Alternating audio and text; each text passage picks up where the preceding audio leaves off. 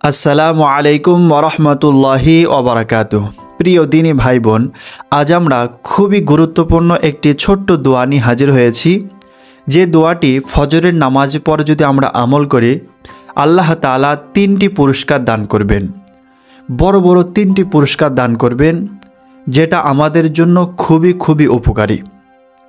আল্লাহর নবী হুজুরে পাক সাল্লাল্লাহু আলাইহি ওয়াসাল্লাম তিনি এই দোয়াটি ফজরের নামাজের পর পড়তেন।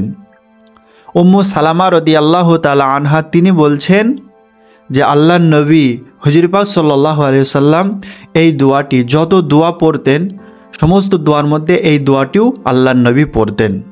তাহলে এই দোয়াটি খুবই গুরুত্বপূর্ণ। হয়তো এর পূর্বে আপনারা এই দোয়াটি কখনো শুনেননি বা শুনলেও আপনারা আমল করেননি, তো আপনাদেরকে দোয়াসহ এর ফজিলত কি, এর উপকার কি, সমস্ত কিছুই আপনাদেরকে বলে দেব। সর্বপ্রথম এর উপকার কি দেখুন, আল্লাহ তাআলা 3টি পুরস্কার যে ব্যক্তি এই দোয়াটি পড়বে তাকে দান করবেন। নাম্বার 1, ইলমান নাফিআ, খুবই গুরুত্বপূর্ণ। ইলমান নাফিআ অর্থাৎ উপকৃত জ্ঞান। দেখুন, উপকৃত জ্ঞান যদি আমাদের মধ্যে না থাকে তাহলে আমরা কিন্তু ক্ষতিগ্রস্ত হয়ে যাব। অনেক ধরনের জ্ঞান আছে, যদি আমাদের ওই জ্ঞান ওই বুদ্ধিরা যদি কাজে না লাগে তাহলে সেই জ্ঞান সেই বুদ্ধি দিয়ে কী কাজে আসবে? আমরা বরঞ্চ ক্ষতিগ্রস্তর মধ্যে পড়ে যাব, আমরা পথভ্রষ্ট হয়ে যাব। তো আল্লাহ তাআলা ওই দোয়ার বদৌলতে আল্লাহর কাছে বারবার ওই দোয়া যখন আমরা পড়ব, আল্লাহ তাআলা উপকৃত ইলমান নাফিআ, যে জ্ঞানের দ্বারা আমরা উপকৃত হব, নিজে উপকৃত হতে পারবো, নিজের সমাজকে উপকৃত করাতে পারবো, নিজের পরিবারকে উপকৃত করাতে পারবো। সেজন্য আমাদের এই দোয়াটি অবশ্যই পড়তে হবে। নাম্বার 2, ওয়া আমালা মুতাকাব্বালা, অর্থাৎ কবুলকৃত আমল আল্লাহ তাআলা তাকে দান করবেন। সুবহানাল্লাহ, কবুলকৃত আমল। আমরা যেসব আমল করছি, যেসব ইবাদত করছি, নামাজ, রোজা, হজ, যাকাত, দান, সদকা যেসব করছি, একটা কি কবুল হচ্ছে আমরা কেউ জানি না। তা আল্লাহ তাআলা এই দোয়ার বদৌলতে আমরা যদি সঠিকভাবে চলতে পারি এবং এই দোয়াটি পড়তে পারি, আল্লাহ তাআলা কবুলকৃত আমল তার আমল নামায় লিপিবদ্ধ করে দেবে। সুবহানাল্লাহ। অর্থাৎ আপনি যেমনভাবে নামাজ পড়লে আল্লাহ তাআলা কবুল করবেন, ঠিক তেমনিভাবে পড়ার তৌফিক দান করবেন। যেমনভাবে রোজা রাখলে আল্লাহ কবুল করবেন, ঠিক তেমনিভাবে রোজা রাখার তৌফিক দান করবেন। এইটাই হচ্ছে কবুলকৃত আমল। এই আমলগুলি আল্লাহ তাআলা আপনার আমল নামায় লিপিবদ্ধ দান করবেন এবং আল্লাহ তাআলা আপনাকে জান্নাত দেবেন। সুবহানাল্লাহ।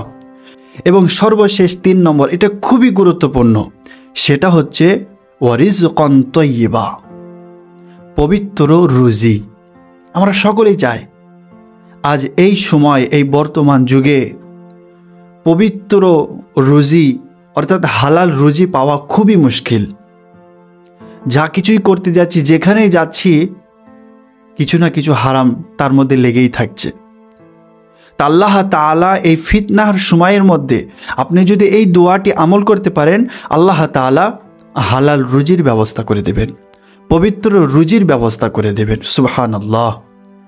তাহলে এই দোয়াটি খুবই গুরুত্বপূর্ণ।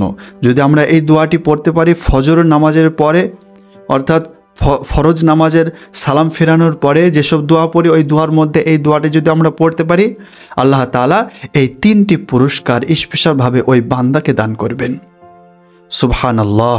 এবার চলুন আমরা সেই ছোট্ট দোয়াটি, যে দোয়াটির ব্যাপারে এত কিছু শুনলাম, এই দোয়াটি আমরা এই ভিডিওর মাধ্যমে মুখস্থ করে নেব খুবই সুন্দরভাবে।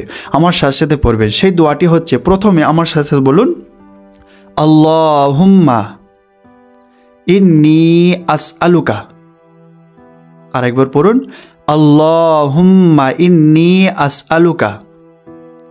তারপর ইলমান নাফিআ, তারপর ওয়া আমালাম মুতাকাব্বালা, তারপর ওয়ারিজকান তাইয়্যিবা।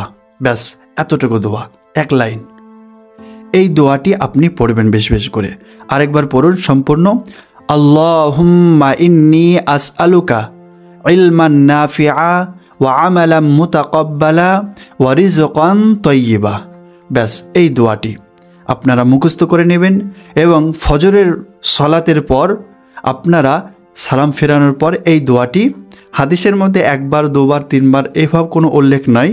আপনারা যত বেশি করে পড়তে পারবেন ততই ভালো। তো এই পর্যন্ত এই ভিডিওটি ছিল, আশা করি যে ভালো লেগেছে। আপনারা সকলেই ভালো থাকবেন, সুস্থ থাকবেন এই কামনা করে এই ভিডিওটি এখানে শেষ করেছি। আসসালামু আলাইকুম ওয়া রাহমাতুল্লাহ।